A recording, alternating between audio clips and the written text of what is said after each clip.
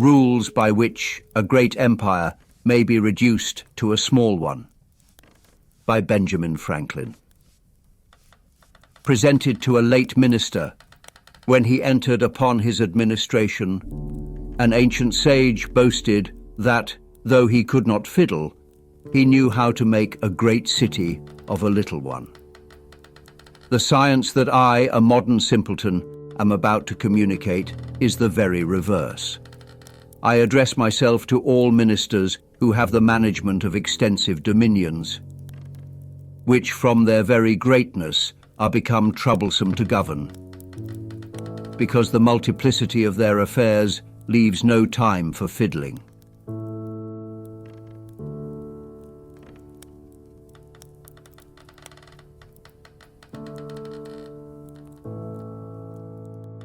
One. In the first place, gentlemen, you are to consider that a great empire, like a great cake, is most easily diminished at the edges. Turn your attention, therefore, first to your remotest provinces, that as you get rid of them, the next may follow in order. That the possibility of this separation may always exist, take special care the provinces are never incorporated with the mother country, that they do nor enjoy the same common rights, the same privileges in commerce, and that they are governed by severer laws, all of your enacting, without allowing them any share in the choice of the legislators. By carefully making and preserving such distinctions, you will, to keep to my simile of the cake, act like a wise gingerbread baker who, to facilitate a division, cuts his dough half through in those places where, when baked, he would have it broken to pieces. 3. Those remote provinces have perhaps been acquired, purchased or conquered at the sole expense of the settlers or their ancestors, without the aid of the mother country. If this should happen to increase her strength by their growing numbers, ready to join in her wars, her commerce by their growing demand for her manufactures, or her naval power by greater employment for her ships and seamen, they may probably suppose some merit in this, and that it entitles them to some favor. You are therefore to forget it all, or resent it, as if they had done you injury. If they happen to be zealous Whigs, friends of liberty, nurtured in revolution principles, remember all that to their prejudice, and resolve to punish it. For such principles, after a revolution is thoroughly established, are of no more use. They are even odious and abominable.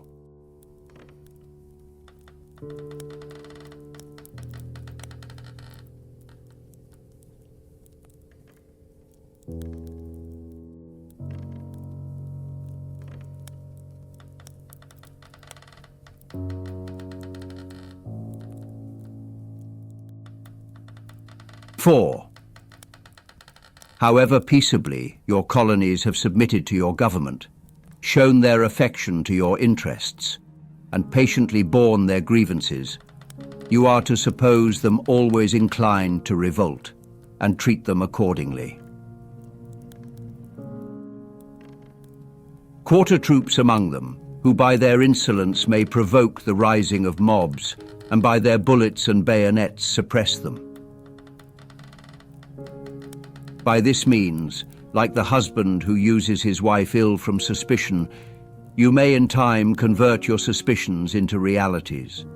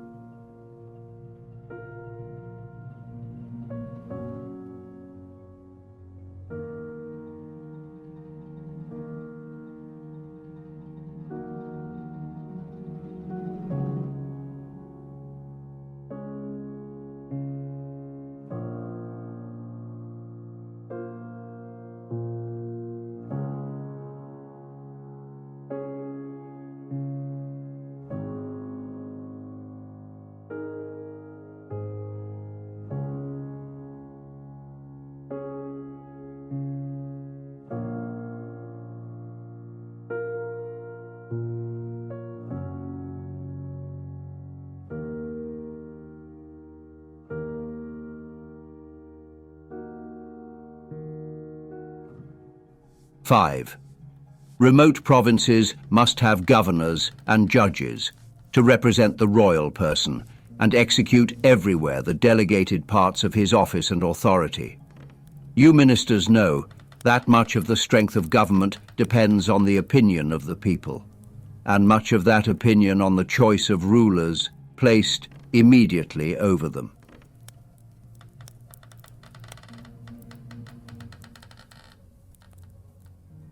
If you send them wise and good men for governors who study the interest of the colonists and advance their prosperity, they will think their king wise and good, and that he wishes the welfare of his subjects.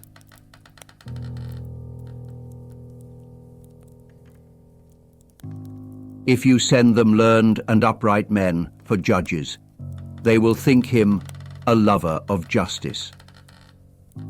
This may attach your provinces more to his government. You are therefore to be careful whom you recommend for those offices. If you can find prodigals who have ruined their fortunes, broken gamesters or stock jobbers, these may do well as governors, for they will probably be rapacious and provoke the people by their extortions.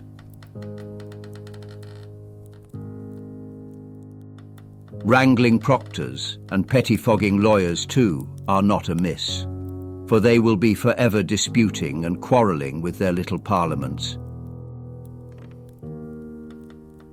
If withal they should be ignorant, wrong-headed and insolent, so much the better.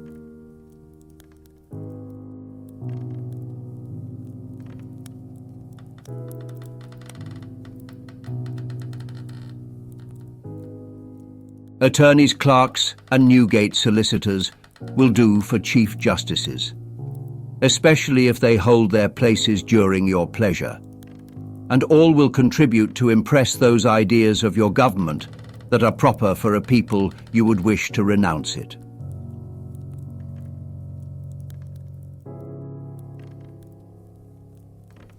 Six, to confirm these impressions and strike them deeper, whenever the injured come to the capital with complaints of maladministration, oppression, or injustice, punish such suitors with long delay, enormous expenses, and a final judgment in favor of the oppressor. This will have an admirable effect every way. The trouble of future complaints will be prevented, and governors and judges will be encouraged to farther acts of oppression and injustice. And thence the people may become more disaffected and at length desperate.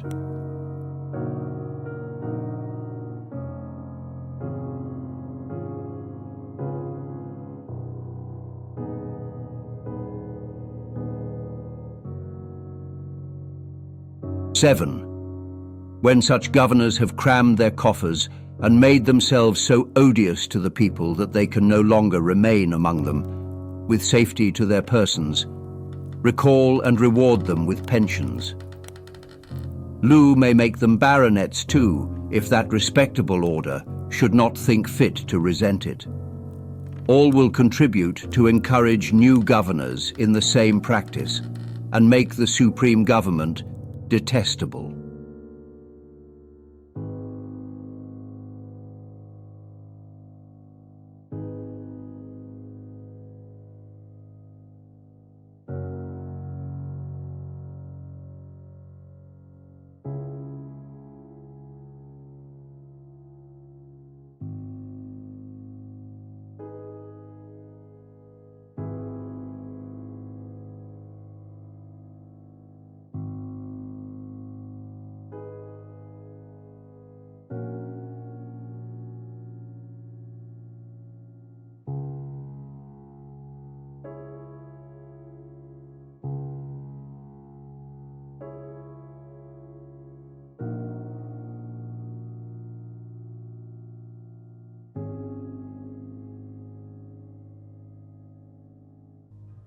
Eight, if, when you are engaged in war, your colonies should vie in liberal aids of men and money against the common enemy upon your simple requisition, and give far beyond their abilities, reflect that a penny taken from them by your power is more honourable to you than a pound presented by their benevolence. Despise, therefore, their voluntary grants and resolve to harass them with novel taxes. They will probably complain to your parliaments that they are taxed by a body in which they have no representative, and that this is contrary to common right. They will petition for redress. Let the parliaments flout their claims, reject their petitions, refuse even to suffer the reading of them, and treat the petitioners with the utmost contempt. Nothing can have a better effect in producing the alienation proposed, for though many can forgive injuries, none ever forgave contempt.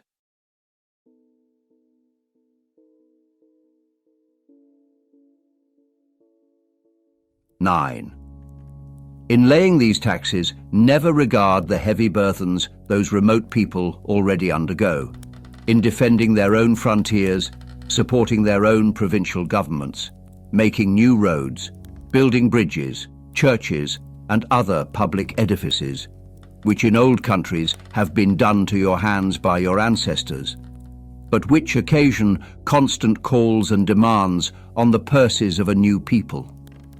Forget the restraints you lay on their trade for your own benefit, and the advantage a monopoly of this trade gives your exacting merchants.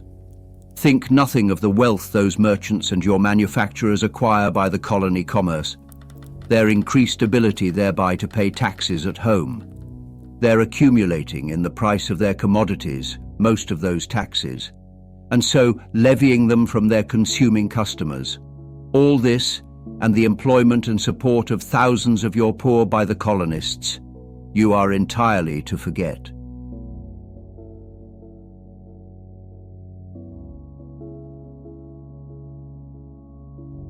But remember to make your arbitrary tax more grievous to your provinces by public declarations importing that your power of taxing them has no limits, so that when you take from them, without their consent, 1 shilling in the pound, you have a clear right to the other 19. This will probably weaken every idea of security in their property and convince them that under such a government they have nothing they can call their own, which can scarce fail of producing the happiest consequences.